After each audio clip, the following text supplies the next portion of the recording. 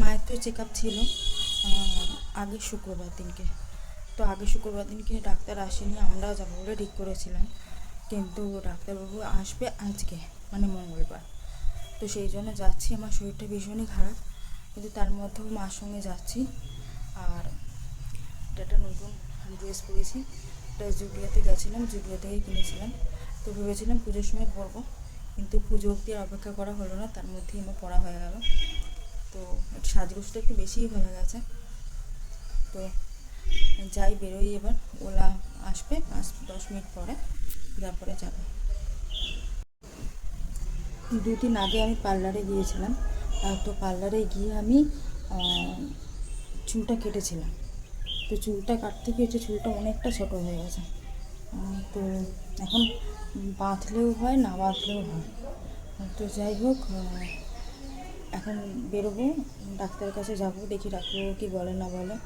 আর তো এমনি ঠিকঠাকই আছে, এবার দেখা যাক। মাকে নিয়ে ডাক্তারের কাছে যাচ্ছি ঠিকই, কিন্তু আমার শরীর ভীষণ খারাপ। কারণ তার আগের দিনই আমার ভীষণ শরীর খারাপ করেছিল, এমনকি বারুইপুর হসপিটাল পর্যন্ত যেতে হয়েছিল। তো কী করব, মাও বলছে তুই যাবি না, কী করে হবে। তারপরে এসি গাড়ি, ঠান্ডা যদি লেগে যায় আরও সমস্যা।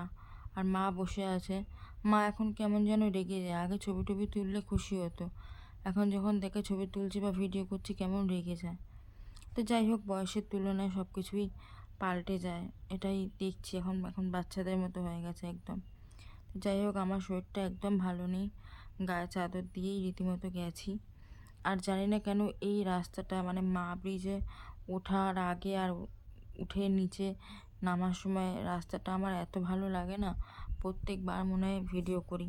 আর ওই দূরে ওই যে ওগুলো দেখছেন, ওখানে তো মিলন মেলা হয়, সবাই জানেন।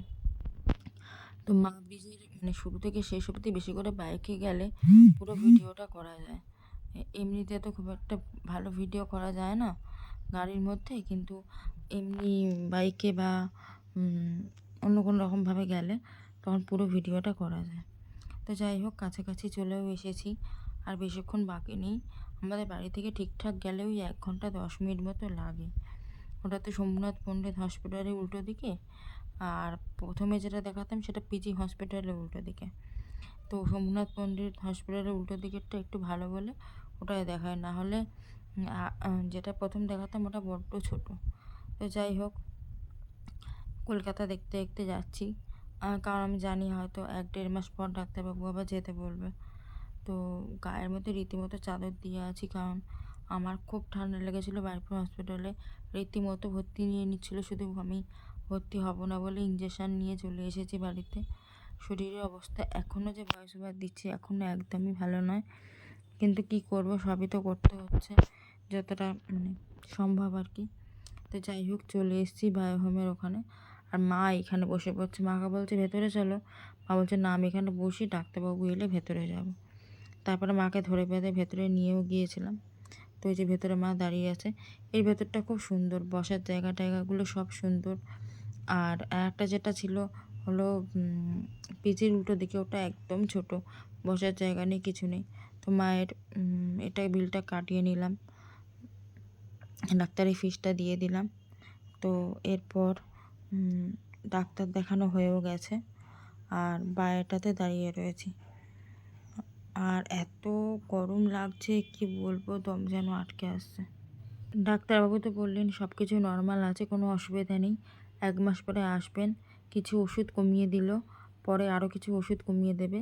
আর একটাই জিনিস করতে বললো, যেটা 3 মাস পরে একটা এমআরআই করে দেখে নিতে। এটা প্রত্যেকটা জায়গাতেই বলে, নতুন কিছু না। তো যাই হোক, এইটুকুই ডাক্তারবাবু বলেছেন। ডাক্তার দেখাতে এসেছিলাম, তো ওখানে প্রায় 2 ঘন্টার মতন বসে থাকতে হলো। তারপর ডাক্তারবাবু এলো। ডাক্তারবাবু আসতে ডাক্তার দেখানো হয়ে গেছে, কিছু খাবার কেনার ছিল সেগুলো কিনেছি। কিনে নিয়ে এবার দাঁড়িয়ে আছি ওলার জন্য। এই যে মা দাঁড়িয়ে আছে ওলার জন্য, ওলা এলে ওলা করে বাড়ি চলে যাবো। তো ফেরার সময় আমি গাড়ির সামনে বসেছিলাম, কারণ গাড়ির সামনে বসার না আমার অনেক দিনের শখ, কিন্তু হয়ে ওঠে না। তো গাড়ির সামনেটা বসেছিলাম আর মা ব্রিজে উঠছিলাম। কেন জানি না এই ব্রিজটা আমাকে এত টানে, আমার এত ভালো লাগে ভিডিও করতে। একই ভিডিও আমি যতবার ওখানে গেছি অনেকবারই তো গেছি, সেই যবে থেকে নিউরো সায়েন্সে যাচ্ছি, মানে মে মাসের থেকে, আর আজকে এটা জুলাই মাস শেষ হতে চললো, ততবার আমি ভিডিও করেছি, মানে আমার ফোনের স্টোরেজ ফুল মনে হয় এই মা ব্রিজে সমস্ত ভিডিও দিয়ে। তো যাই হোক, বেশ ভালো লাগে আমার, সেই জন্যই আমি তুলি। যদি এই ব্রিজটা হেঁটে কভার করতে দিতাম, আমি মনে হয় একটু হাঁটে শান্তি পেতাম, এত সুন্দর। এটা তো আর ফুট ব্রিজ না। তো যাই হোক, সন্ধেও হয়ে এসছে, আর এবার একটু দেরি হলো, কেননা ডাক্তারবাবুর আসতে দেরি হয়েছে, কারণ ডাক্তারবাবু আসে কথা ওখানে 4টের সময়, ডাক্তারবাবু এসছে ওখানে 5টায়। তারপরে আমরা একটু খাওয়া দাওয়া করেছি, খিদেও পেয়ে গেছিলো বাড়ি থেকে, আমি তো একদমই কম খেয়ে গেছি, তো সেই জন্য ওখানে খাওয়া দাওয়া করেছি। সেই ভিডিওটা পরে আপনাদের সাথে শেয়ার করব, নাহলে অনেকটা বড় হয়ে যাবে। যাই হোক, আমার মা এখন ভালো আছে, এটাই সবথেকে বড় কথা, আর কিছু না। সবাই প্রার্থনা করবেন আমার মা যেন ভালো থাকতে পারে।